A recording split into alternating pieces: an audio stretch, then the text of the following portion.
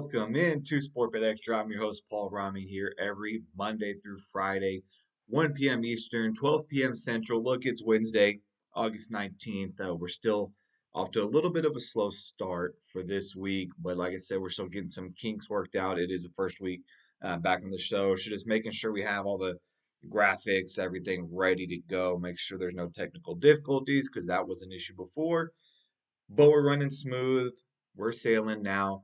So we're here and we're ready to get started.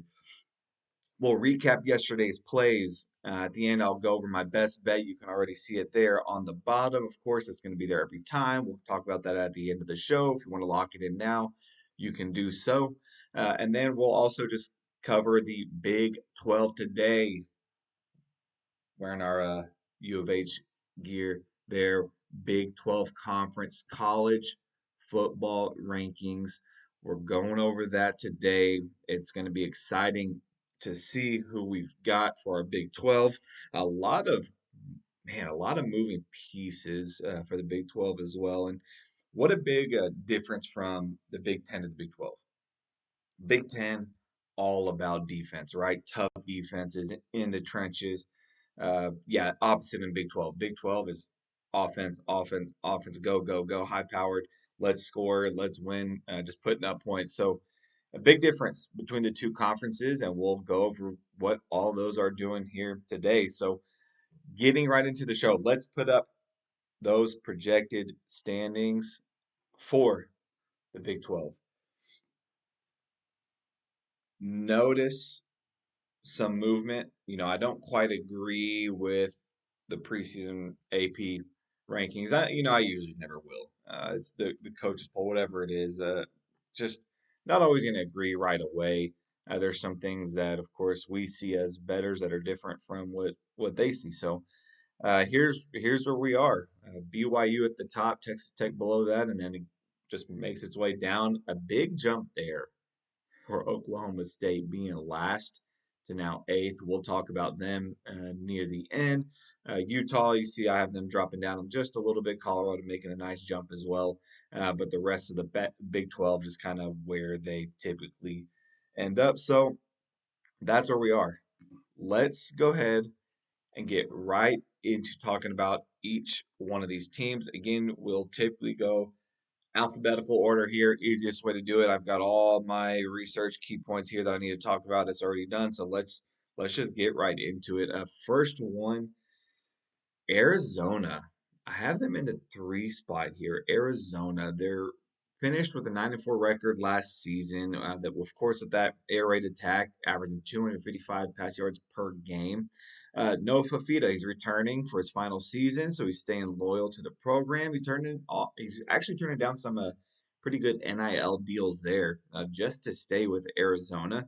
Running back Ismail Mahdi returns as well, so we're getting a lot of key production back with this Arizona team.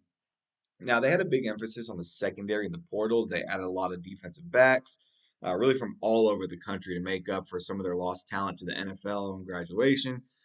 But if this team can stay healthy, they've got a good shot of repeating last year's performance and even improving on it. They'll be tested earlier for their second game of the season against BYU. I mean, if they can come out of that one on top, man, they've got a chance to make it for the Big 12 championship there. That's going to be a tough test week 2. Going to be nice to see Arizona BYU right away. BYU we'll talk about here shortly with their tough defense, but Arizona's going to be a fun one to watch. I like the continuity they have with the quarterback through all the seasons. It's great to have that in your program. I think Arizona finally makes a decent move here and push for the Big 12 championship. We've just got to see, of course, what BYU and Texas Tech do as well. But Arizona, I like them here this year. Arizona State, the big news for Arizona State was keeping coach Kenny Dillingham and losing, of course, quarterback Sam Levitt went over to LSU. They also lose running back Willie Brown to the Texas, wide receiver Jordan Tyson. He goes to the NFL. So now what they did was they added some top wide receivers in the portal. They added Omarion Miller and Reed Harris. They also had a couple of FCS running backs, which, is nice, not great. They added Cutter Boley out of Kentucky, who's they're currently kind of leading their QB battle, as they say. which is a decent piece for them. Returning to 8-5, that's not going to be easy. They have a semi decent schedule. Of course, main focus this year is going to be their defense. I have Arizona State finishing just kind of right in the middle of the pack there. You see it in the 10 spot for Arizona State. The number one team, BYU. This team, they retain a lot of talent in the offseason. The biggest, of course, being quarterback, Bear Bachmeyer. He's after like a beautiful standout season. He's their dual threat quarterback. Running back LJ Martin, who is the Big 12 Offensive Player of the Year, he's returning. So you get your main offensive pieces back, which is huge, especially in the Big 12. Really, the toughest game for them is going to be against Notre Dame. That's it. That's their toughest one. I see pretty close to a repeat of what happened last year with this group. Really, with that solid offense, 21st ranked defense in the nation, one of the best turnover margins in the country, forcing 25 turnovers and only losing 13 all season. So we know their defense is going to stay solid. They kept things small in the portal. They added a few quality guys and a linebacker out of Cal and Kansas State. They're prioritizing their culture. Really, that's the main thing here for BYU: culture, continuity. Those are huge. They're looking to get to the Big 12 championship game and make a run, almost like they could have done last year. Look, would I bet 10 plus wins at plus 105? Probably not. I hate when you've got to bet 10 wins. I mean, you're asking the team to only lose 2 games, and a lot can happen in the season, especially with the injuries and things like that. There's better spots that you can find wins for these Big 12 schools. So we'll move on to those. Baylor, I've got here near kind of the bottom. You can see there one of the toughest schedules to end the season for this team. It is not going to be good for Baylor. They're taking on BYU, Texas Tech, and Houston. Those are your final 3 games of the season. 3 of the top 4 teams that we have here. They had a major overhaul in the offseason. They want to improve off that 5-7 record. They started by adding DJ Lagway out of Florida, which is a nice piece for them, but is that O line gonna hold up? Their main focus was on defense, and getting a guy like Jose Wheeler out of Indiana was massive. Really, with a big roster turnover, I do expect this defense to take a dip, but maybe see some uptick on the offense there with who they added. The bright side is they brought in defensive coordinator Joe Klanderman from Kansas State to handle all the play calling duties, which could help, but is it going to be enough? I don't think so. I think they'll be lucky if they get back to 5 wins this year. We're going with Baylor there at the 12th spot. Cincinnati, man. A team with another tough schedule. I mean, they want to get better. They had a 7-6 season. They retained a strong offensive line core, which is always great. Now expected QB starting QB JC French out of Georgia Southern. He'll be there. They lose Brandon Sorsby, of course, to Texas Tech, so he's going to have some big shoes to fill behind him. The offense, they should be able to click fine. The defense is going to look a little bit different under Nate Woody from Army with his type of 3-4 aggressive schemes. But they'll need that. They allowed 365 yards per game last year, so cleaning that up, really, that's going to be the goal here. I'd expect like a middle of the road finish, right above Baylor, maybe Arizona State, somewhere around there. I'd see Cincinnati right about that 9 spot. Colorado, man, you can feel it in the air for Colorado that this season under Dion, it's got to be much better, or things may change soon. We he feels that pressure too. There's been a major focus on the portal this year rather than recruiting high school talent, which he's typically like to do, build the guys up, right? But not this year. This year he's recruiting going into the portal. They brought a QB out of Utah and Isaac Wilson to compete for the starting job. Add a few wide receivers too that can make immediate impact. The biggest addition, however, was to the O line, adding guys from Georgia, Missouri, Ohio State. Right? A lot of these big programs with big guys. Putting up 330 passing yards per game last year was actually good for third in the nation. So this philosophy is really going to be throwing the ball downfield, just like the Big 12 air raid, throw the ball. Let's get downfield. Let's score quickly. A lot of these games are just going to be trending towards the over here for Colorado in these Big 12 matchups. I mean, I expect better than 3-9, but are they going to get 9 wins? That's going to be tough. Again, I'd have them maybe about that 7, 8 win range, somewhere to get them right in that 7 spot. Again, that's a little aggressive, right? That's 7 spot. Maybe they swap with Cincinnati somewhere around there, Arizona State. Once you kind of get that 7 through 11 ranking, you can really just swap all those. That's kind of middle of the road, guys. I'd expect Colorado to be right there. I just put them slightly above. Houston, after a 10-3 season, Coach Willie Fritz, he wants to take this team to the next step. QB Connor Whiteman, he's going to return as a starter with wide receiver Lamar Thomas as his top target there. The main focus for the team, though, was just getting a better O line, which they did. They brought in Hurst out of Tulane and some other guys. They brought in the running back Mekhi Hughes that formerly played under Coach Fritz in Tulane as well. Really, the bottom line is this team has to get better in the passing game. There's no excuse. They had the worst ranked passing offense in the Big 12, tied with UCF there, only putting up 320 yards per game, which is awful, especially for the Big 12. Really, turnovers just killed this team. They had a -8 turnover margin last year. So, the focus here is just going to be a passing game and holding on to the ball. That's it. That's what you've got to do. You like the continuity here, right? But a 10-win season, it's not easy. They're the alma mater, right? So I'm trying to not be biased here. I gave them that 4 spot out of hope. Bringing them down, though, I wouldn't be surprised if they do come down, maybe 9 wins, something like that. I mean, there's key games. They got Texas Tech, Utah, Colorado on the road, so they're not easy. Could they end in that 4 spot? I believe they're still going to be somewhere up there. Willie Fritz is a good coach, so I'd like U of H in that 4 spot. Iowa State defensively last year, this team was solid, right? 20th ranked defense, only allowed 316 yards per game. But this season was a major overhaul for Iowa State. You lose Coach Matt Campbell, he goes to Penn State.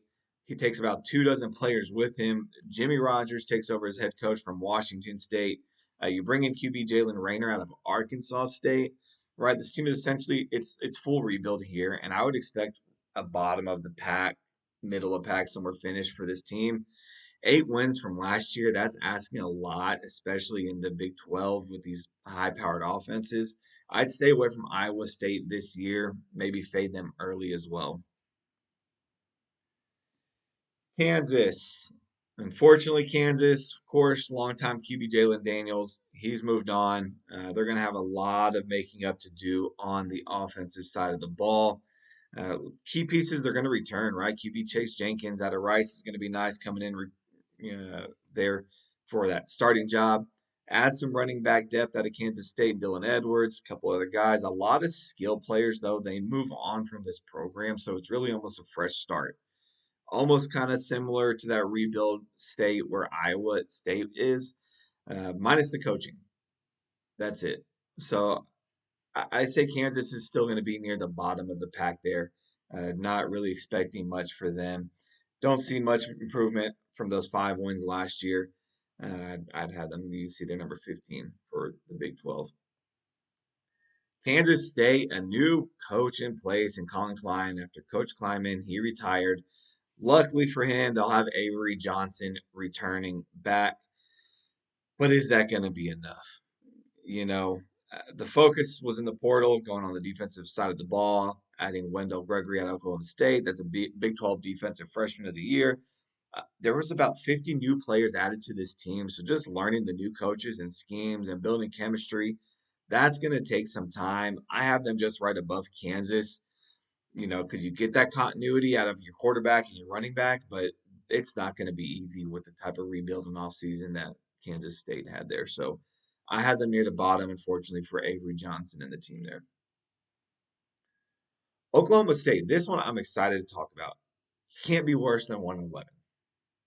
I mean, technically you can. You go 0-12, but 1-11 is just a pitiful showing. I mean, they of course fire Mike Gundy. They bring in Eric Morris from North Texas, where he went 11-2, reached the AAC championship game last year. He brings over nearly his entire staff with them. Also brings 20 players that followed him somewhere around that range. That's insane. 60 transfers from this team, right? That's a lot. Uh, QB Drew Mestimate comes in, running back Caleb Hawkins, highlight this offense. I mean, this team is going to look completely different from what they were last year. It The only thing staying the same is the name, Oklahoma State. So it almost feels similar to when Willie Fritz came into U of H from Tulane. That type of feel for this team. If they can bring that North Texas culture and click early, this team had the chance to make a big leap. Like I said, I have them there at A. I could see them anywhere from that like 7 to 11, maybe 12 spot. I just think they've got a lot of good talent from that North Texas squad that they'll be able to bring over to the Big 12. So I like Oklahoma State here. TCU, after a 9-4 season last year, they really want to keep improving under that coach Sonny Dykes. The biggest piece, of course, though, being Josh Hoover. He moves on to Indiana, so they retool their QB room here. They bring in Jaden Craig from Harvard, who's projected starter. But look, it's an FCS guy that you're bringing in. Not going to be easy. I do think though TCU, they've got a little bit of nice edge there. They get guys like Oklahoma State, things like that to come over from their school. They were more selective on who they brought in for TCU. The defense was the major priority in the portal. They gave up 353 yards per game last season, so they really wanted to improve that secondary. I mean, a little bit of regression here, possibly, maybe some improvement. Again, 8 wins might get them in that 5 spot, might flip flop there with Utah as well. TCU, you know, they're gonna. It's not gonna be easy, but they can make it happen.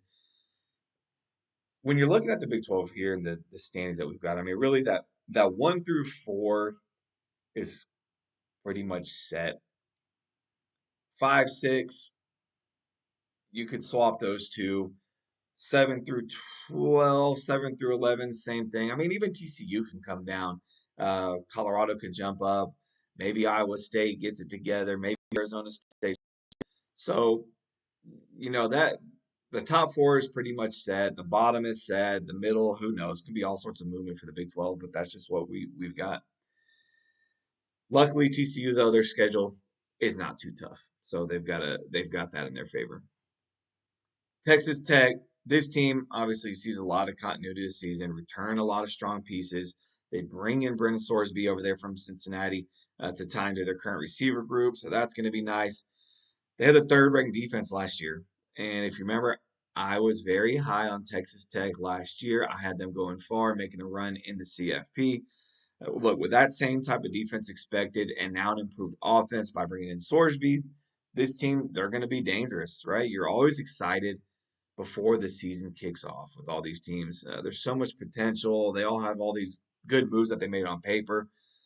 We just have to see how it all plays out, right? Texas Tech, BYU, Arizona, Houston, all these guys, they're going to be fighting for the top of the Big 12. The thing that separates, though, Texas Tech here, did last year, may do the same this year, is that turnover margin. Plus 14, good for second in the nation. They forced 32 turnovers last season. I mean, that's just an insane amount of turnovers forced. They're going to be looking for that top finish again. BYU, it's going to be between BYU and Texas Tech there for the Big 12, specifically just because of those defenses, and they have the offensive firepower to go with it. UCF, I mean, after a 5-7 season, this school is really aiming for stability. They're just trying to improve off whatever pieces they do have. They did add a new QB out of JMU. He's going to be the clear starter. They do get a complete overhaul in the O line and the defense.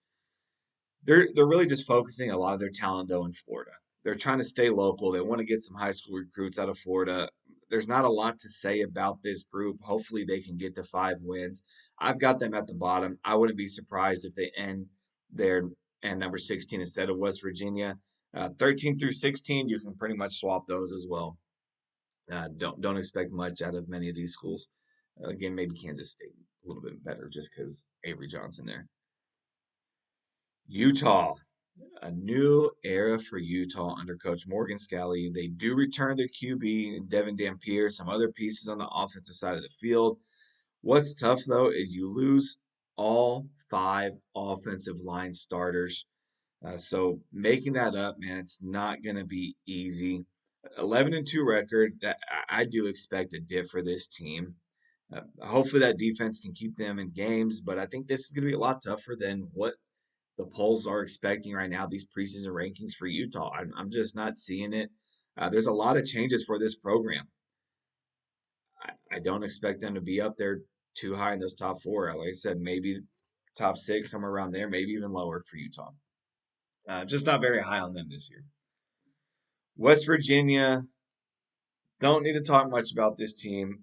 I mean, they underwent a major roster rebuild after a 4-8 season. Some coaching staff moves, nothing notable. I mean, you're getting very limited production that's returning. They were active in the portal. However, they added about 30 or so players. They added Michael Hawkins Jr. out of Oklahoma, so he's going to be competing for that starting quarterback job. Adding running back Cam Cook from Jacksonville State, who he had some massive production. But this Mountaineers team, they're rebuilding under second year coach Rich Rodriguez. So again, I don't expect a lot from them this year. Near the bottom, West Virginia, unfortunately. This is where we're at for our Big 12 for the standings. Again, BYU at the top, Texas Tech. I gotta see where that Oklahoma State number is for the wins. I do like that there. I do like Arizona on the win. So I'm going to pull it up on Kalshi here and see what we've got for Oklahoma State regular season. See if I can find them. Sometimes I have them, sometimes they don't. Regular season wins. 7+ at -117.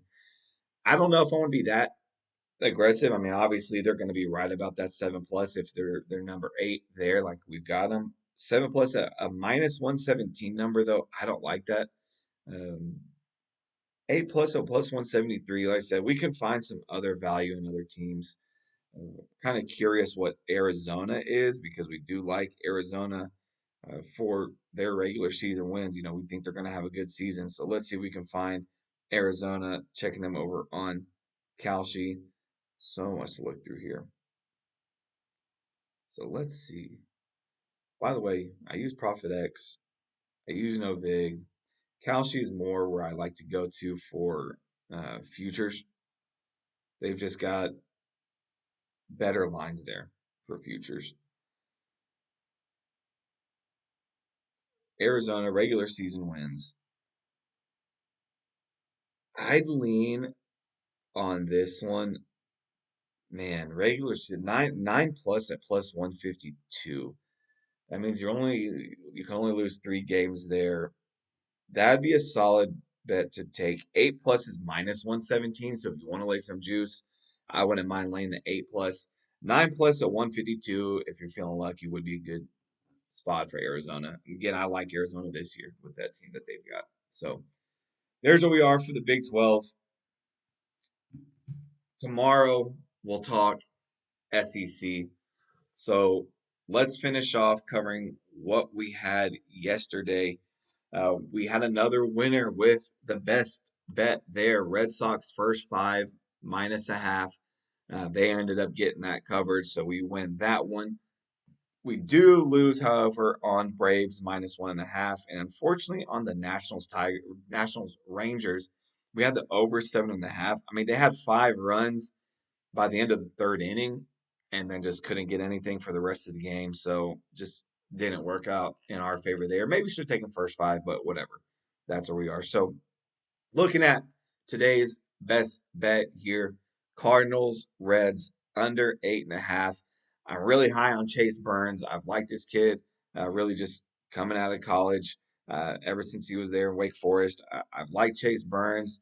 Last game, 7 innings, 8 strikeouts, only allowed 4 hits. He's looked solid even before that 6 strikeouts, game before that 9 strikeouts. I really like Chase Burns here against the Cardinals. Even for the Cardinals, I do like their pitching going today. Liberatore going there, he's solid. He can do 6 Ks, 7 Ks. he can get you the number that's needed. I don't like the hitting really for either of these teams. They're both kind of middle of the road, bottom of the pack in MLB and all kind of stats there for their batting. So I like the pitching here for both teams. I like the under 8.5. Currently minus 105 over there on Profit X. That's where I'd go to get that one. That's going to be the play for today. That's going to be posted over on the Tails app as well as Juice Reel. You'll be able to see that there. So go check it out there, the Paul Rami on X on YouTube, Juice Reel Tails app. You're going to get all the same info there. You'll get that best bet, and then if you do want to get the other plays for the rest of the day, you can go ahead and subscribe. Got some package options, got some free trials for you there as well. So go check it out. That's all we've got time for today. Tomorrow, I'll be back again covering SEC. Friday, we'll just kind of look at the weekend, some other MLB games. But that's it. I will see you guys tomorrow. Have a great rest of your day.